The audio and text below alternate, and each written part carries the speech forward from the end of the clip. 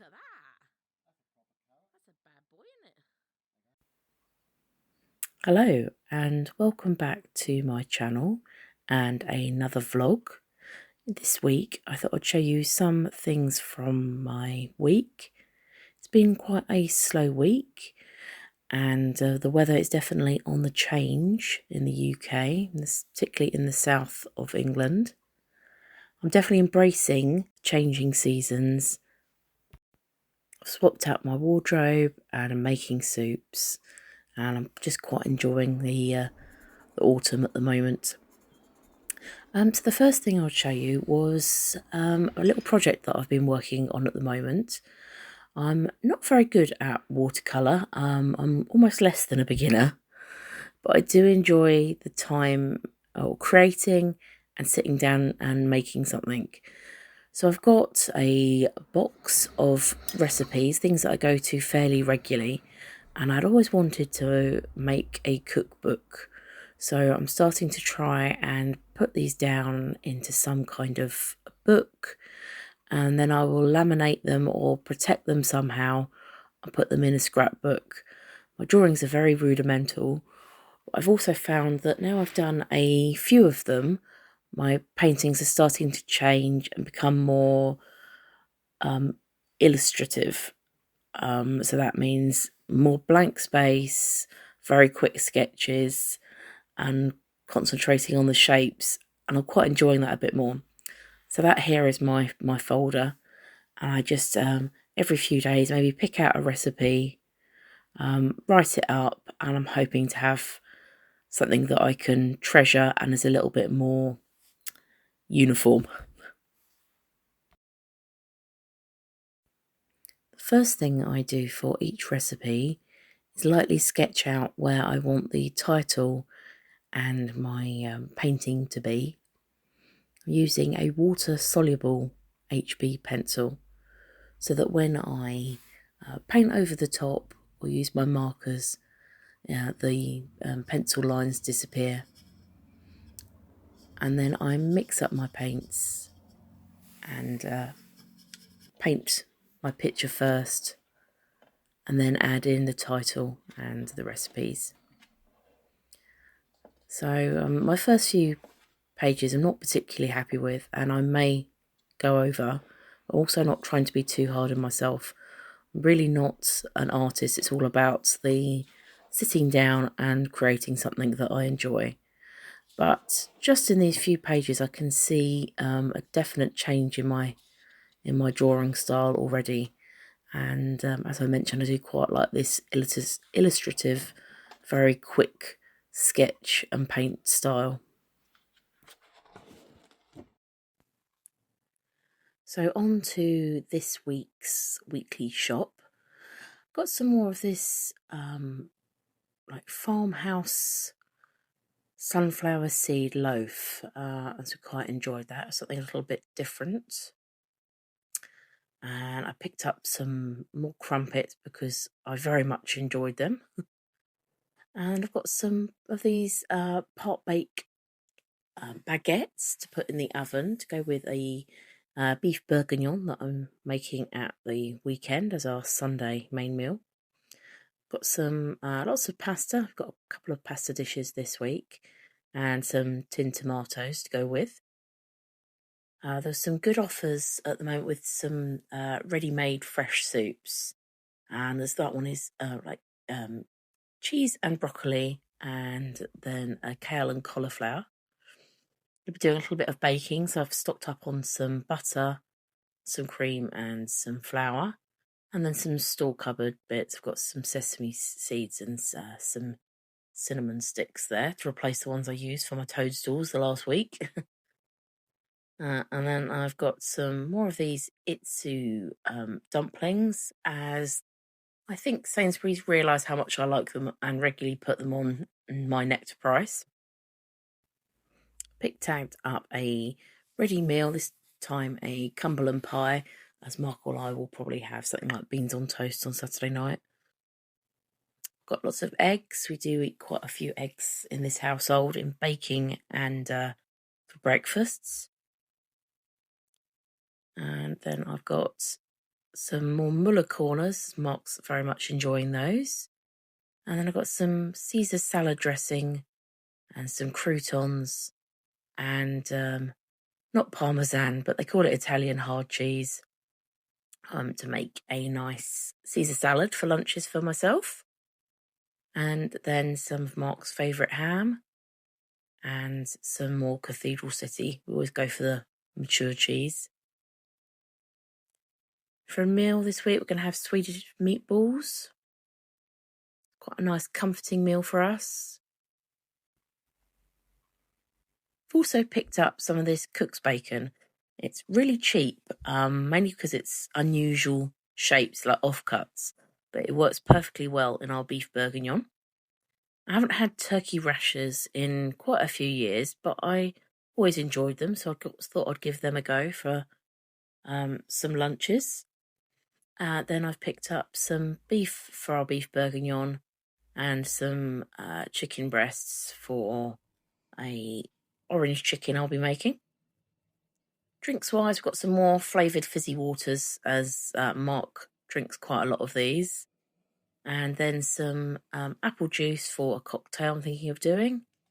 And then some ginger beer, as all three of us like them. Some wine for our beef bourguignon. And some alcoholic ginger beer for the same cocktail I'm thinking of using with the apple juice. Lots of onions. All these shallots are for our beef bourguignon, as are the mushrooms. I've got some mint there, lots of lettuce for the Caesar salad, and we always have salad in the fridge. So the tomatoes, cucumbers will be for salads during the week. A couple of avocados, and you can't be a bit of avocado toast. I am a millennial at heart. Plums, as we all know how much Mark loves plums. Oranges, grapes, bananas, and lots of easy peelers or satsumas, and some lime for our cocktail. I've been looking to add a little bit more to my Halloween display, and I had this idea saved in my Instagram account from an account I follow called My Plastic Free Home. I had these pizza boxes left over from the other week, and I thought they'd make a good addition, as the inside of the card is white. So what we're going to be doing is making some little cardboard bats to put up against the wall. And because our wall is white, they stand out quite well. So I'm just going to start by drawing half a bat, and then I can fold the cardboard over and cut out the other side. So I don't need to make a full template. I'm just making half a template, cutting that out, folding it over, and then cutting around the template to make the full bat. You also do want some folds in the middle of your bat anyway, just to give it a little bit of a 3D effect. So that's one bat, and I'll use that as a template to cut out a few more if I like how this looks when it dries. So I've mixed up some acrylic paint. I've watered it down, as I quite like a kind of a distressed look, and maybe with a little bit of darker around the outside. Hopefully that will work. This card was quite nice because it was quite absorbent, and it did give that distressed look. I didn't want just kind of like the solid black colour. So that's how it turned out. Quite like it. So I did make a few more, and I'm just going to attach these up on the wall with a little bit of blue tack. And I think it makes really quite a nice addition to the display. And it was so simple, and it only took a few minutes, so it was well worth it. I do like a project where it's all I've used is a little bit of rubbish or things that I've got in the cupboards already.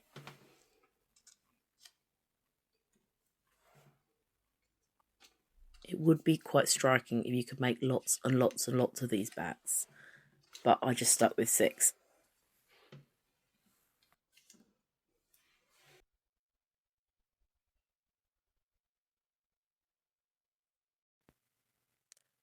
I have got a pumpkin sitting in my kitchen, which has just been begging to be used. If you've been watching this channel, you'll see that Mark and I picked this pumpkin a couple of weeks ago at our local Pick Your Own farm. I just adore soup. I love it for my lunch in particular, but Mark isn't a fan. He won't touch soup, and neither is my dad. So I tend to make a big batch for myself and freeze it, normally in old takeaway containers, and then defrost it on the morning if I think I'm going to have it for lunch. So I've always got a really good supply of soup on the go. Years ago, I have made Thai pumpkin soups before and really enjoyed that. But in everyday use, I don't really cook with pumpkins very often. So I'm going to give this a go, roasting them in different size pieces to see what works best. So I've done some small pieces with the skin on, a large piece with the skin on, and then just a wedge leaving all the seeds and everything in as well.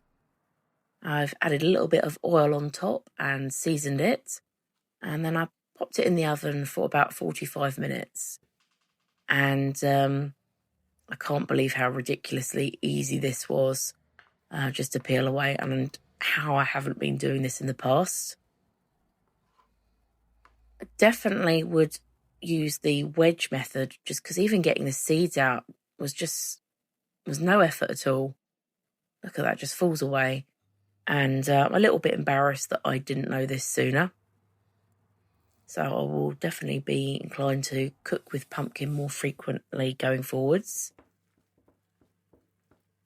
I'll probably be chopping up and using the rest of the pumpkin in this same method, as I would like to make some pumpkin bread.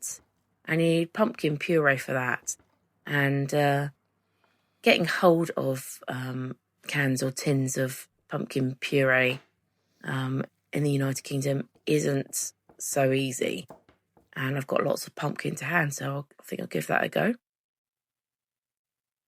So to start off the Thai pumpkin soup, I've heated a little bit of oil, and then I'm just eyeballing the amount of Thai red curry paste that I'll be using, but I do quite enjoy spice. And then, as you see, we use all of this pumpkin.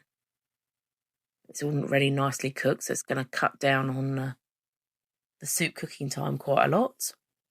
I've added in some boiling water and a stock cube, and then a can of coconut milk. And I'm going to let that cook for 10 minutes before adding in some chopped coriander. I'm personally a big fan of coriander. And then a little bit more seasoning. Cook that for another 5 minutes. And although it is already quite a nice consistency, I am going to put this, or the hand blender into this, just to make it a little bit more silky. It should give me about 5 or 6 portions. And it was just beautiful and spicy and warm and everything I could hope it to be. So I thoroughly recommend. A little later in the week, Sunday to be exact, Mark and I are going to watch a film and enjoy a couple of autumn cocktails. So this cocktail starts off with 15 millilitres of lime, preferably in the measuring cup and not all over the worktop like I just did. In fact, it doesn't start with lime at all. It starts with some ice, and 2 to 3 cubes per glass should do it.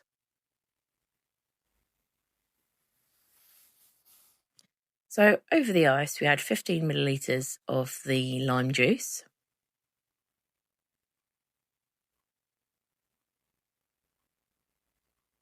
And then a double shot of dark rum. This one was a sticky toffee rum. I thought it was appropriate that we had left over from, believe it or not, last Christmas. So in that goes. And then next is apple juice. We've got this Corson Press Cloudy Apple. and it is one measure of that, or one shot of that. But Mark and I agreed after the first cocktail that we couldn't really taste the apple at all, so we turned that into a double, and it seemed to balance it out a lot better.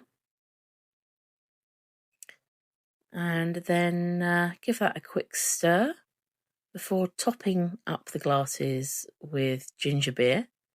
And I've got some Crabbie's alcoholic ginger beer. It is perfectly delightful on itself, but does add a real nice depth to this cocktail. And then I'm just going to decorate it with some sprig of mint. And it was truly gorgeous and warming. Yeah, I do. Point now. Yeah, look, our one leek. What's our one leek? We've got some little miniature baby leeks. Look at that. Impressive, eh? I've got a picture of Angus holding 2 litres up. Yeah. He was young. Yeah. Okay. The other one's coming in to investigate.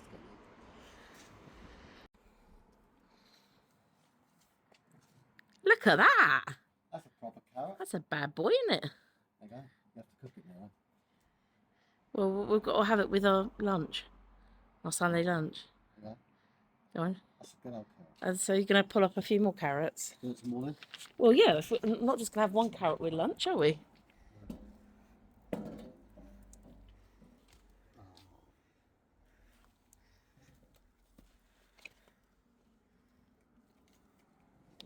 That's not a bad one, yeah. Yeah, well, I wasn't very clever with our carrots, but... That one's coming in. Anything. How many more do you want? Well, it depends what we've got, because surely we've got to harvest them, because they've been in there more than 12 to 16 weeks, haven't they? Just leave them in, keep going bigger and bigger. Do they? Do they not start rotting after a little while? There's a big one. What's the big ones? Because if we thin them out a little bit, then hopefully the other ones will grow easier.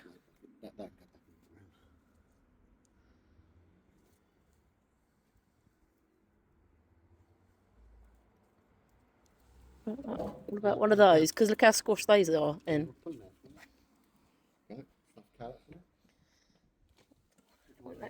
If you pull the middle one out, and then maybe it'll help the others grow. This one? That one. This deal? Yeah. What about these leeks? Look, 3. Yeah, but they're all squashed together as well.